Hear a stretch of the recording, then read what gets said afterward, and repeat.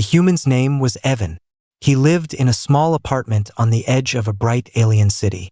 Tall towers of glass and light surrounded the building. Strange vehicles floated in the air like slow fish in the sky. Evan had lived there for 6 months, ever since humans were allowed to study on the planet Caris 9. Evan shared the apartment with an alien named Lurok. Lurok was tall and thin, with blue-gray skin and eyes like polished stone. He was calm, quiet, and followed rules very closely. He always knocked. He always announced himself. He always respected privacy. That was the agreement. Tonight, Evan believed he was alone. Lurok had said he would be gone until morning, working late at the science hub. Evan trusted him. He locked the door, turned off the main lights, and relaxed for the first time all day. The apartment was warm. Too warm. Evan sighed and moved toward the bathroom. He was tired, and his thoughts were slow. He did not hear the low hum outside. He did not notice the lights flicker. Then the power died. Everything went dark. The air system stopped. The soft city noise outside vanished. Evan froze for a second, then laughed under his breath. "Great timing," he said to no one. Power cuts were rare, but they happened. Evan moved carefully in the dark, using memory to guide him. He felt safe. He felt alone. That was when the door slid open.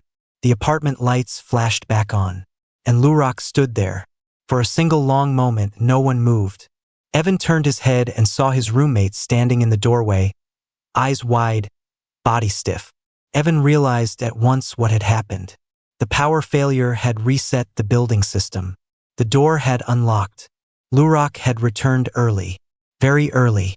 Evan reacted fast, but not fast enough. He stepped back, heart racing. His face burned with shock and shame. He reached for the nearest towel, his hands shaking. I thought you weren't back," Evan said.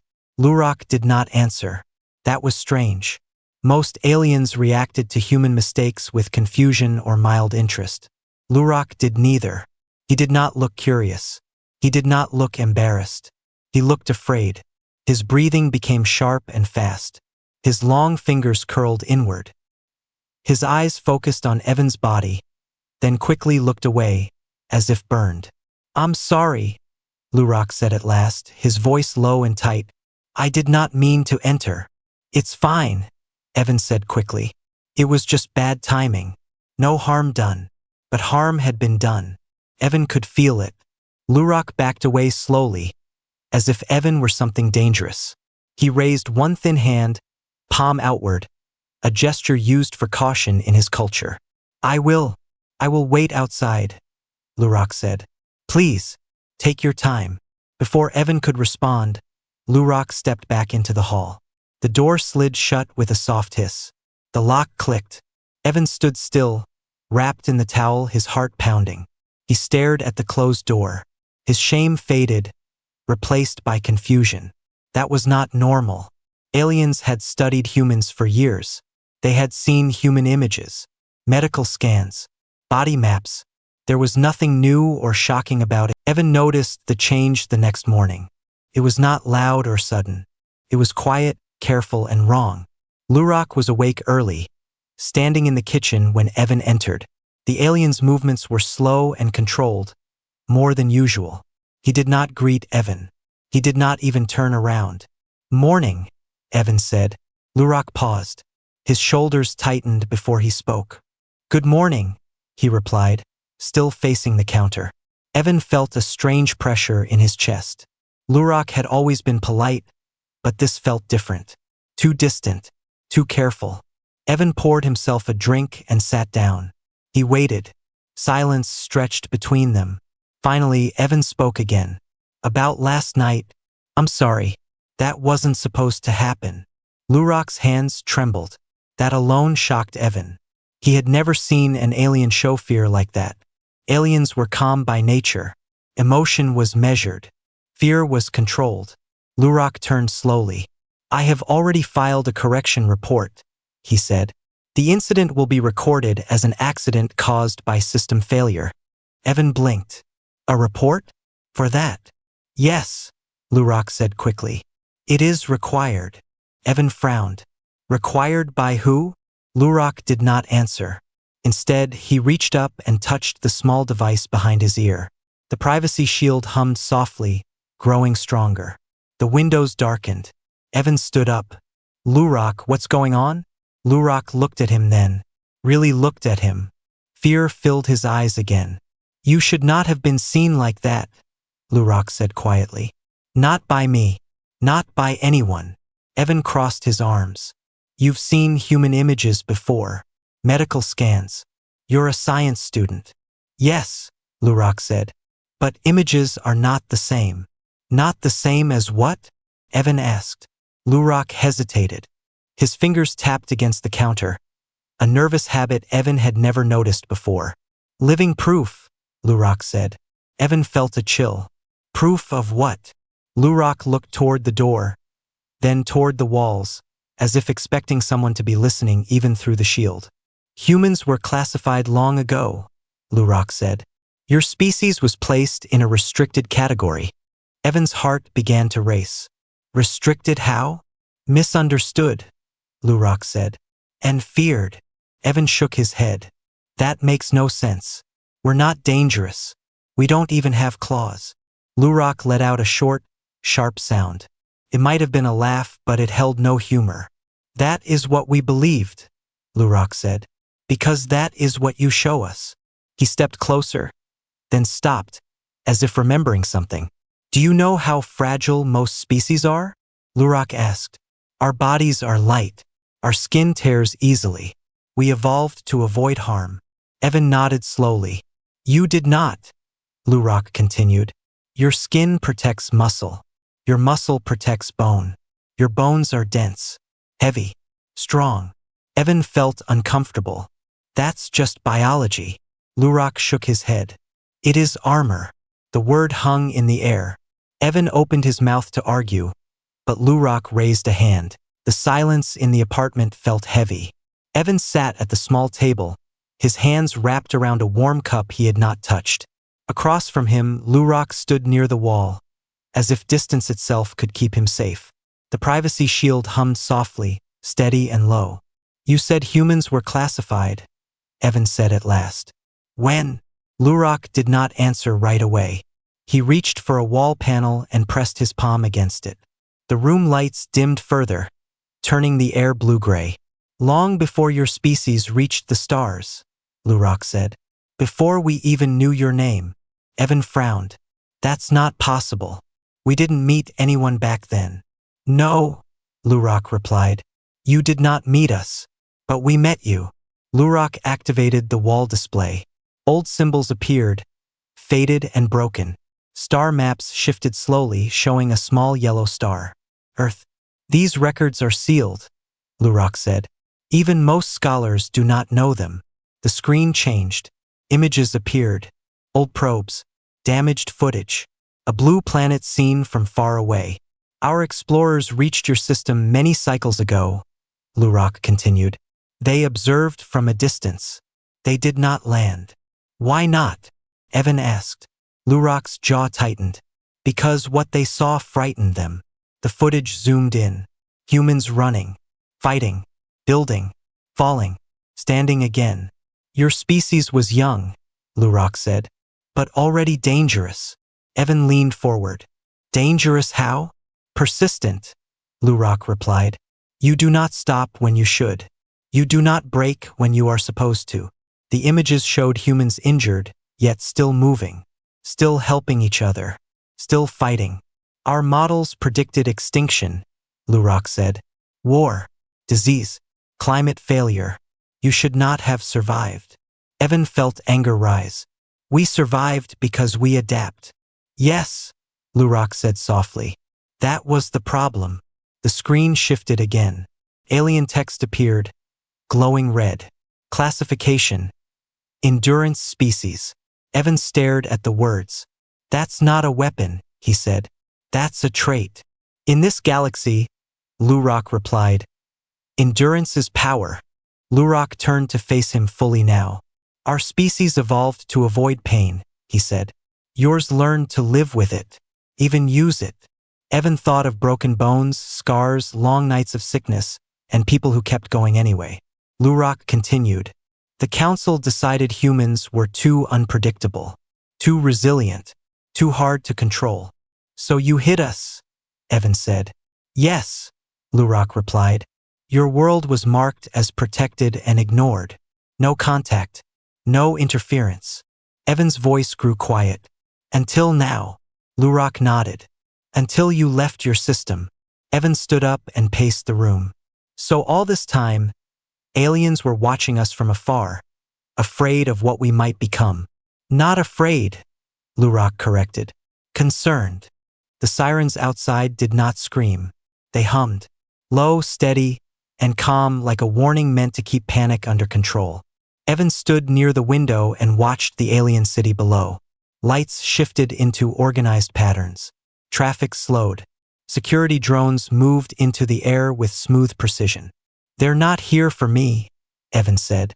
Not yet. Lurak stood behind him, his hands folded tightly. This is not an arrest response, he said. It is a containment posture.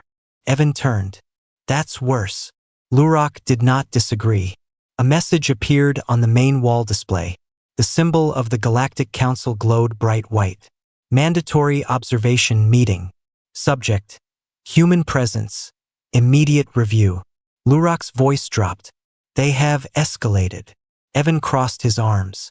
Over one accident. No, Lurak said. Over confirmation. The screen shifted, showing distant figures seated in a vast circular chamber. Alien shapes of many kinds filled the room. Some watched calmly. Others leaned forward with visible tension. Evan recognized none of them, but he felt their focus like pressure on his skin. Human Evan, a voice said, translated smoothly. You are not under arrest. That's comforting, Evan replied. Several council members shifted. One of them spoke again. You have triggered a long-dormant protocol, the voice said. Your presence has forced us to act. Evan clenched his jaw. Act how? The image zoomed out. Data streams filled the air. Humanity presents a risk profile that has changed, another voice said. Your species has crossed thresholds faster than predicted. Lurak stepped forward. With respect, the human has shown no hostile intent. That is part of the concern, a council member replied. Humans display restraint. Evan frowned. Restraint is bad now? It is, the voice said. When paired with strength, Evan felt anger rise. You're afraid of what we could do, not what we've done. Silence followed. Then a third voice spoke, sharper than the others. Correct. Images flashed across the screen. Simulations. Humans lifting heavy objects. Surviving impacts. Fighting through injury. These abilities, the voice continued, make your species a potential destabilizing force. Evan took a step closer to the screen. We don't conquer worlds. Not yet, the voice replied. That hit harder than any threat. Lurak's hands shook. Speculation is not justice, he said. Humans have lived peacefully among us. For a short time, the council answered. Observation is insufficient. Another council member leaned forward. We propose separation. Evan's heart dropped. You mean exile? Yes, the voice said. Humans will be relocated to a monitored system. Lurak turned sharply. That violates interspecies law. Law adapts, the council replied. Fear demands it. Evan spoke before Lurak could stop him. You're making policy out of panic. The relocation order arrived at dawn. It was short, clean, polite. Human citizens will report for transfer within 72 hours. Non-compliance will be interpreted as hostile intent. Evan read the message twice, then a third time. So that's their answer, he said. Lurak stood beside him, his face tight. They believe distance will solve fear. Evan let out a slow breath. It won't. Outside, human students were already gathering. Some looked scared, some angry, some lost. Security drones hovered above them, silent but close. Evan watched them through the window. They think we'll panic, Evan said. Run. Argue. Beg. Lurak turned to him. Will you? Evan shook his head. No. Lurak studied him carefully. What will you do? Evan straightened his back. We'll speak. That surprised Lurak more than any display of strength. Later that day, Evan stood in front of a council relay chamber. It was not a battlefield. There were no weapons, only words. A camera drone floated in front of him. Millions of alien eyes watched through it. I am Evan, he began. A human, a student, a roommate. The chamber remained silent. You are afraid of us, Evan continued. Not because we attacked you, not because we threatened you, but because we endure. Images of Earth appeared behind him. Humans working, healing, helping. We get hurt, Evan said. We bleed, we feel pain, but we keep going. Not to conquer, not to destroy, but to protect what matters. A council voice interrupted. Endurance leads to domination. Evan shook his head. Endurance leads to responsibility. Lurak watched from the side, his heart racing. We learned restraint because we had to, Evan said. Because without it, we would destroy ourselves. The broadcast spread fast. Human voices joined from other cities.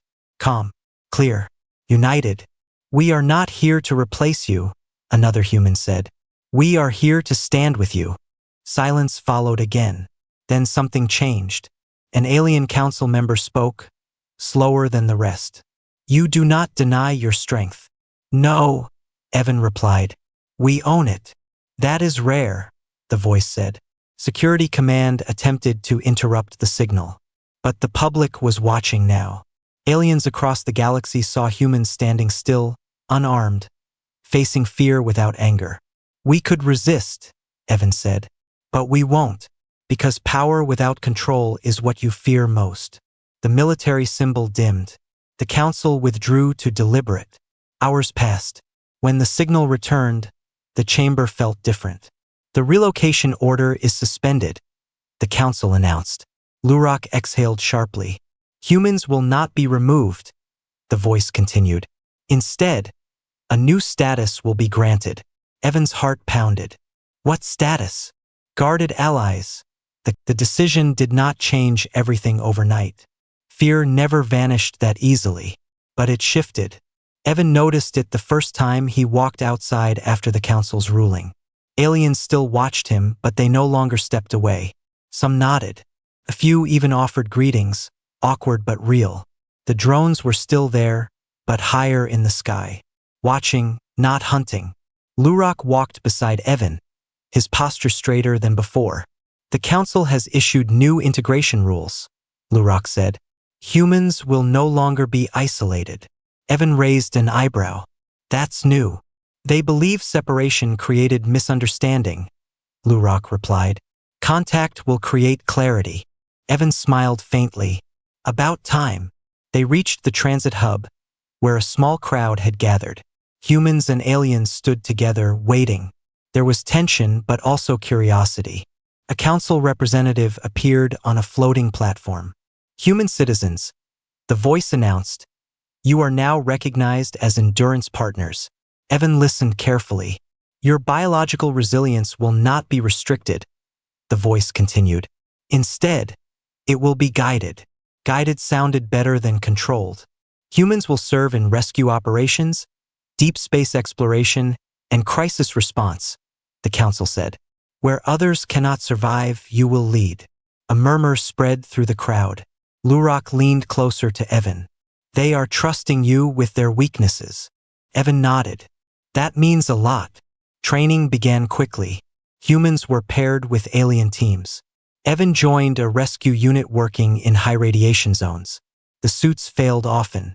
Alien bodies tired fast. Humans did not. Evan watched alien teammates stare in disbelief as humans carried debris, pulled survivors free, and kept moving long after exhaustion should have stopped them. But there was no pride in their faces, only focus. That's what scares them, Lurak said one day, watching from a control deck. You do not show hunger for power. Because we know its cost, Evan replied. Trust grew slowly.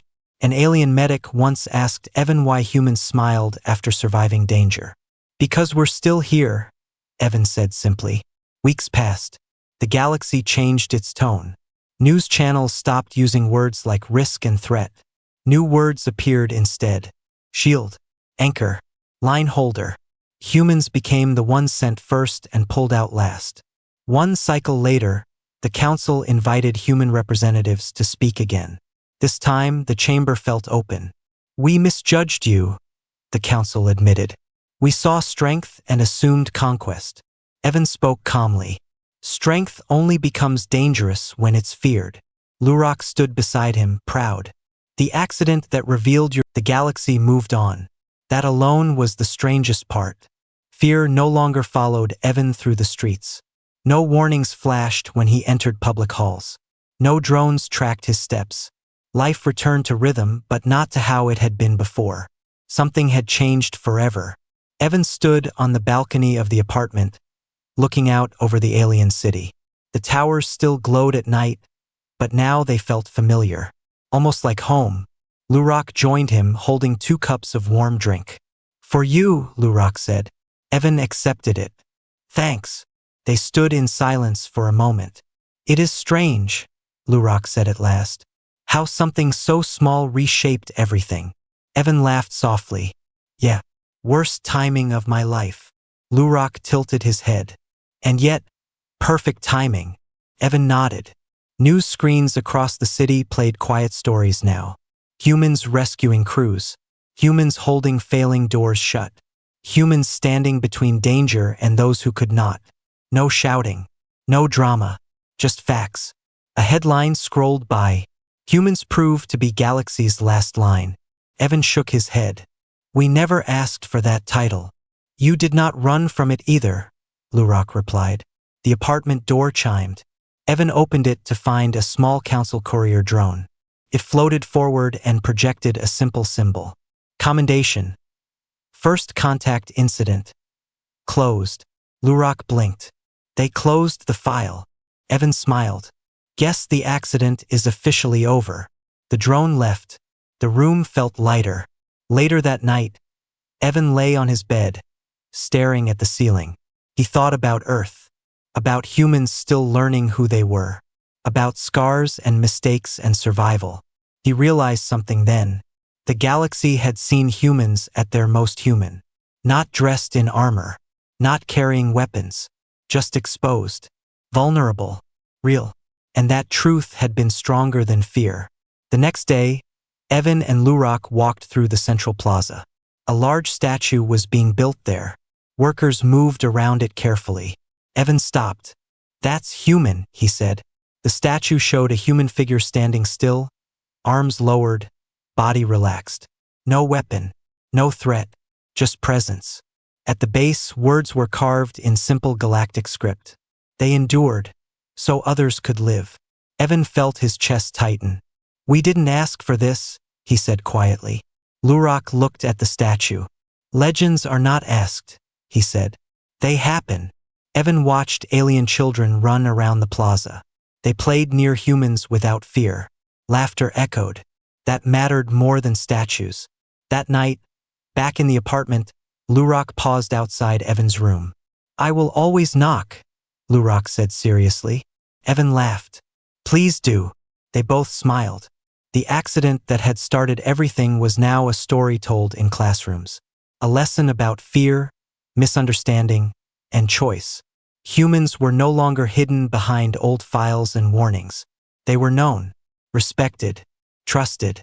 Evan looked up at the stars one last time before sleep. Humanity had walked into the galaxy by accident, but it had stayed by choice, and the stars at last welcomed them.